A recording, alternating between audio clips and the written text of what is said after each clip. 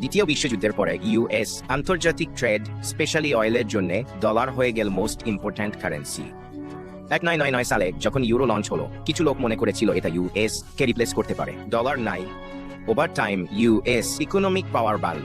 চীন আর Russia US ডলারের বদলে তাদের নিজস্ব কারেন্সি দিয়ে ট্রেড শুরু করে। ডলার 2022 সালে যখন রাশিয়া ইউক্রেনে ইনভেড করে, ইউএস রাশিয়ার উপর ইকোনমিক স্যাংশনস আরোপ করে। এতে কিছু দেশ প্রশ্ন তুলেছে, তারা কি ইউএস ডলারের উপর কম নির্ভর করা উচিত? পেডের জন্য ডলার। ব্রিক্স দেশগুলো ব্রাজিল, রাশিয়া, ইন্ডিয়া, চীন আর সাউথ আফ্রিকা ঠিক করেছে ইউএস ডলারের উপর ডিপেন্ড না করার। ট্রেডের জন্য ডলার। ওরা তাদের নিজেদের কারেন্সি বানানোর কথা ভাবছে, যা ইউএস কে চিন্তিত করছে। টেনশন বাড়লে ডোনাল্ড ট্রাম্প তার মতামত দিয়েছেন।